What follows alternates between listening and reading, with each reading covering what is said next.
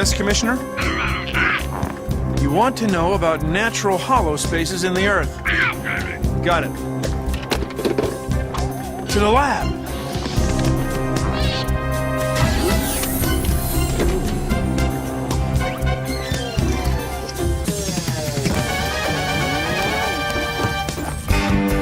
Dedicated to solving subterranean mysteries in the deepest, darkest parts of Caves!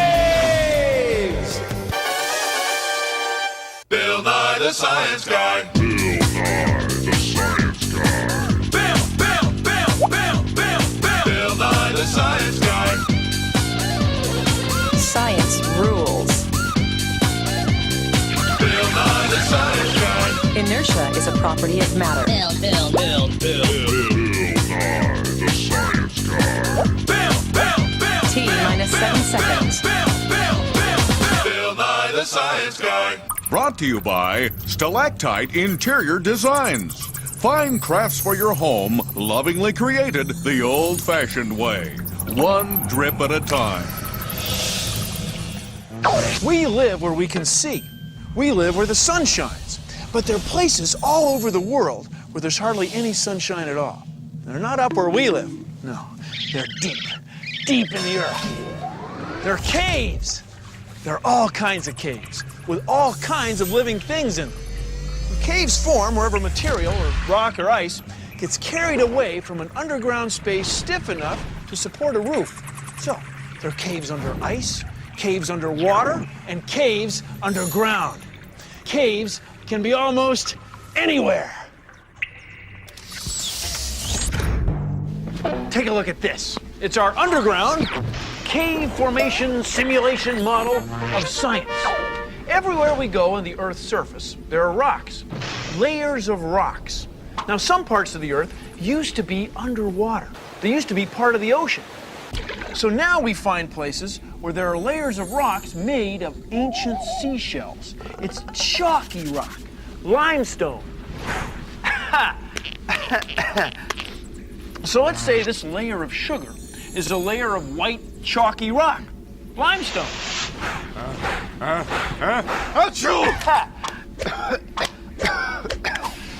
Now, when the ground gets soaked with water, like after it's been raining off and on for 300,000 years, the water flows through the ground like a river.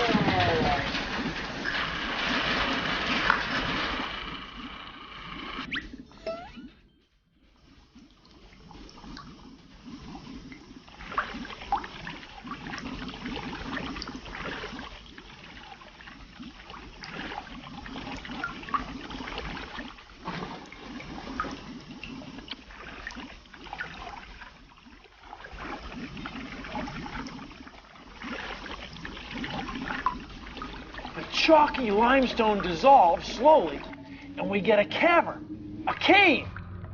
Now, wherever water can get in, there's usually a hole or an entrance. If water can get in, living things can get in and start living in special ecosystems. We get bats, bacteria,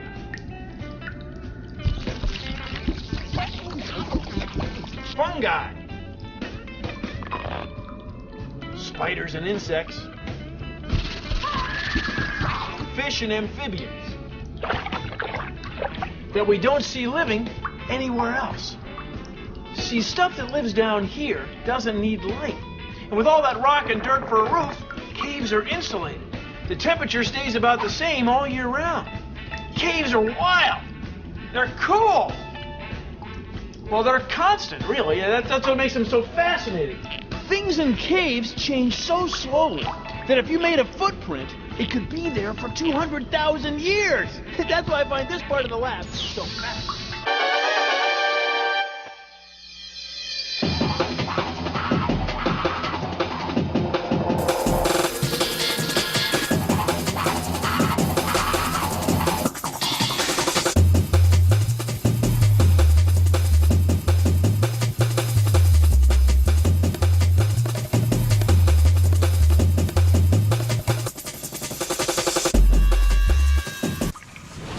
These rocks were formed by water. dripping. The water is loaded with minerals. The formation growing down from the top is called a stalactite. It holds tight to the ceiling. The formation growing up from the bottom is called a stalagmite. It might reach the roof. Both the stalactite and the stalagmite were formed by the same drops of water. Dripping, dripping, drip by drip by drip. The whole thing really starts on the surface. That water is coming from above the cave. As it drips through the rocks, it picks up minerals. When it falls down here, it leaves the minerals behind. After a while, they build up. This stalagmite is, 4 million years old. And you know what else? It's gotten ever so slightly bigger while we've been here. One drip at a time. Drip, drip, drip, drip, drip, drip, drip, drip. Just one little drip at a time, one little drip at a time. Time is no problem in a cave. Drip, drippy, drip, drip, drippy, drip. Drip, drippy, drip, drip, drippy, drip. It's drip-o-matic. Tired of waiting thousands of years for that stalactite to develop, drip by drip? Now you can create your own stalactites in your very own home in a fraction of the time with Cave Co's Drip-O-Matic. Drip, drippy, drip, drip, drippy, drip. Drip, drippy, drip, drip, drippy, drip. It's drip-o-matic from Keiko. You can make your own stalactite at home. Cool. You might need an adult to help you. I don't know many. Boil a small pot of water and let it cool down for a couple of minutes. All right. Pour some into a really thick glass like this, half filled with Epsom salts. I think I'll soak my feet in that. Keep stirring the Epsom salts into the water until it's all dissolved. Wow. You're fast. Take a cardboard box Like that. and trace 2 circles. One around the bottom of the cup and one around the top. Cut out a circle that's in between the lines so that when you set the cup in, it won't fall through the hole. Okay. Poke out 3 holes around the cup hole like this. Set the cup in the hole and pour your salt solution in your cup. Cut 3 pieces of yarn and attach them to a large object like this washer. Make sure you soak all the string in the solution. Now hang it over the side of the cup and push it down through the holes. Make sure there's something waterproof in the bottom of the box, like this tin foil.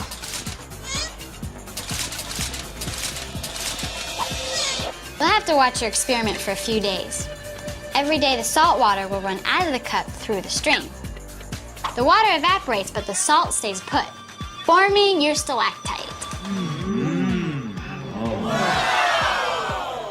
Pretty cool, huh? I guess. Try it!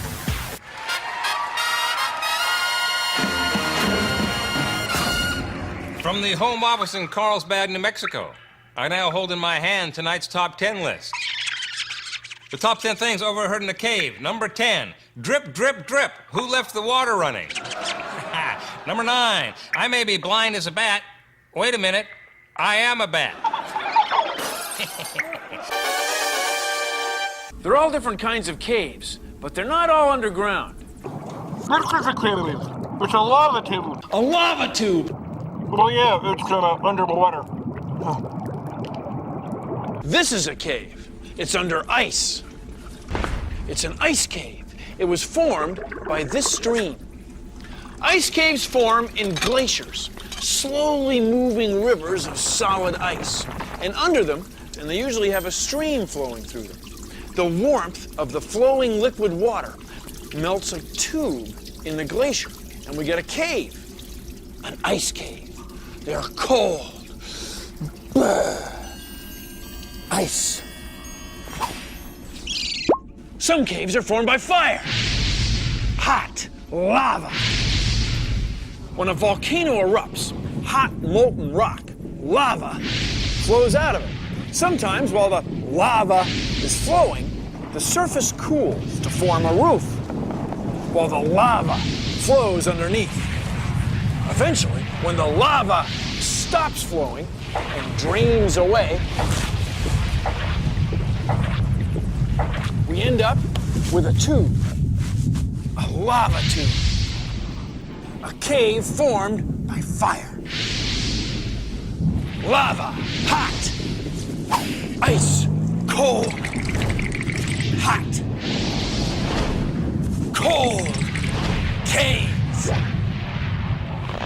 caves, formed by fire.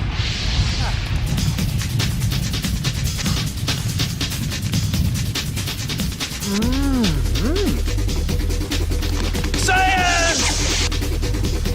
Science! Science!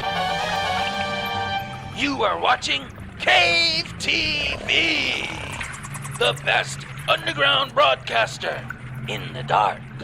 If you're going to spend all winter in a cave without eating, try hibernation. What kinds of creatures live in caves? Let's go to the chart. Bill, over here. The chart. Yeah. First, you've got your troglodytes. It's from old Greek words that mean cave outsider, or cave guest, if you will. I will. So bats fly around outside the cave all night and come into the cave during the day to sleep. Go to sleep. And bears spend most of the year outside of the cave, but they go into the cave in the winter to sleep, to hibernate. Now, birds, skunks, and moths, Who? they live near the mouth of the cave, where there's just a little light, what we call the twilight zone. They're all troglodytes. Next, you got your troglophiles. That's from words that mean cave lover. These creatures love the deep, dark, wet environment of a cave. Who doesn't? Earthworms are troglophiles. Finally, you got your troglodytes. That means the true cave dwellers. They're insects and spiders, amphibians, fish, and crustaceans that all live in caves. They can't live anywhere else. In fact, these creatures are often blind, or they have no eyes at all. And they often have no color or pigment in their skin or shells. See, they're all cave creatures. Like, I'm a cave guest. Troglodytes. Come on. I love caves Troglophiles. because of all the cool things that live there. Hello. Troglodytes. Oh, my! It's a giant freshwater crustacean Bill. with no pigment in its shell. Better run! Run! Bill.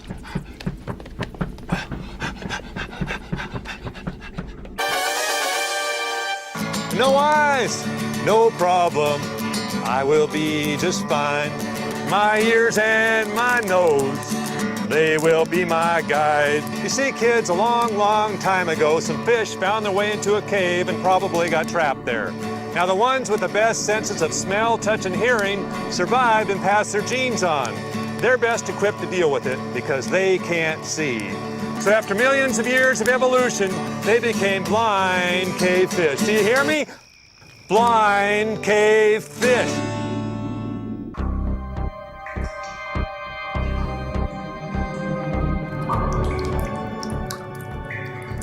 It's wet. It's cool. It's dark. We're in a cave. And the temperature and the humidity is always about the same, all year round. That's because between us and the outside world, there's 250 meters of dirt.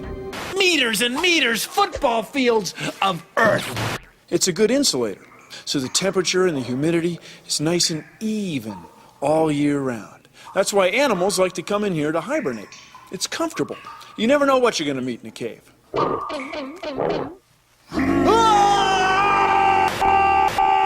And now for our 5-day forecast for the subterranean darkland. Monday, the cave will be 12 degrees Celsius, damp and dark. Tuesday will be 12 degrees, dark, with a high probability of dampness. Wednesday morning starts off a chilly low of 12 degrees, peaking to a high of 12 degrees with a 0% chance of sun. And on Thursday will be 12 degrees, damp and dark. On Friday, you're going to want some fresh batteries for your flashlights because it's going to be 12 degrees, damp and dark. That's our 5-day forecast. Tune in next week when we'll play this report over again and again and again. Don't be a fool. Cave TV is cool. Really, we mean it. The temperature is a steady. The temperature hardly ever changes in here. No, it's like,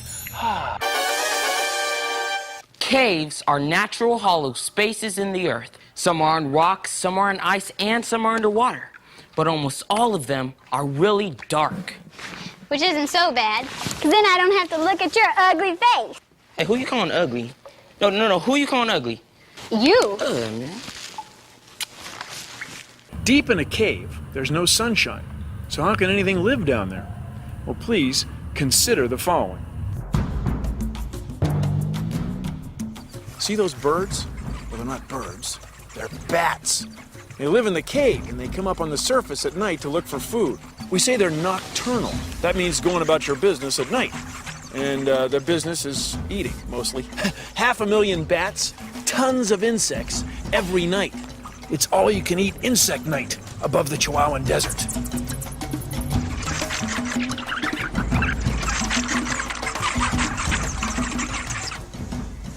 Even though bats live, to wit, where the sun don't shine, their food, their energy comes from, if you will, where the sun do shine.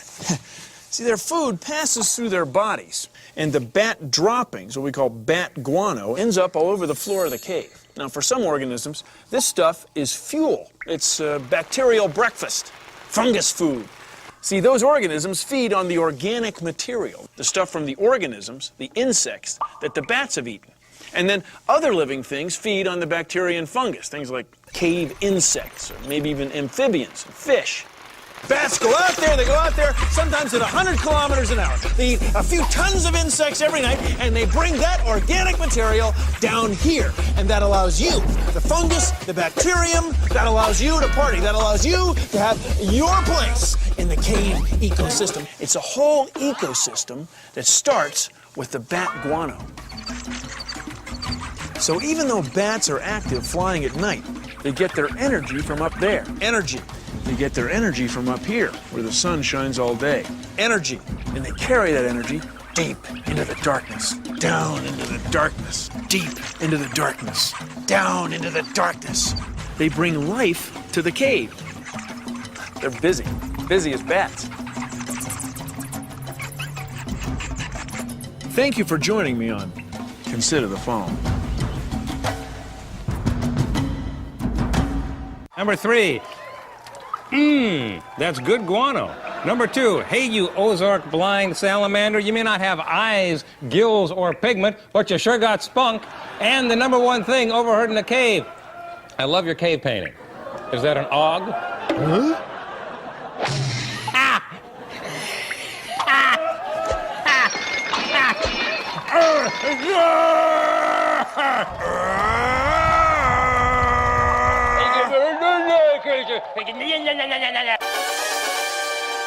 As you may know, this is a cave, okay? And you're saying caves are dark and cold and I don't want to be involved in caves. Okay, because caves are scary and spooky. Caves are cool. See those stalagmites? See those? You hear them complaining? No, they love it here. They love it. Look, stalagmites were made for this place. No, wait, what I mean is this place made stalagmites. See, you'll never find a stalagmite like that with the sort of vampire drippy stuff. You're never going to find that on the surface. A hollow space that's under the ground. In lava, ice, and limestone they're found. They're caverns, caves and caverns.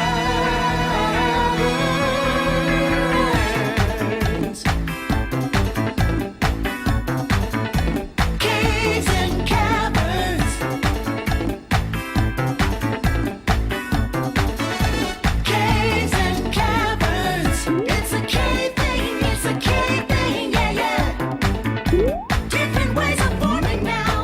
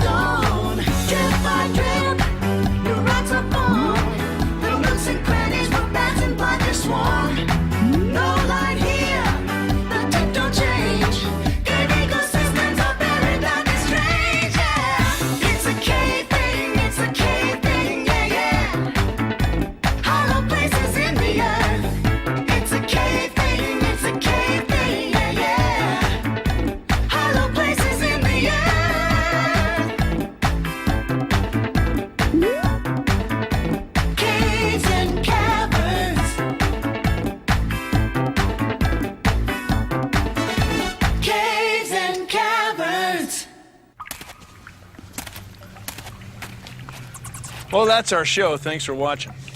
If you'll excuse me, I've got some speleothem growth acceleration curves to differentiate. Whew. See ya.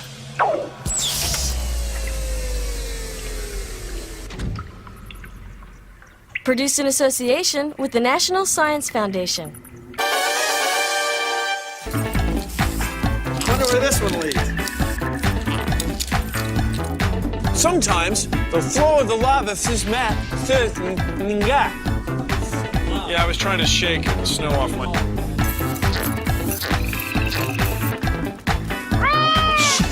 Sorry. You got bats bringing in guano. That's a whole nother situation. Bats bringing guano. You don't have that, in your kitchen cupboard. If you did, you would, well, it would be different. You never know what you're going to find in a cave.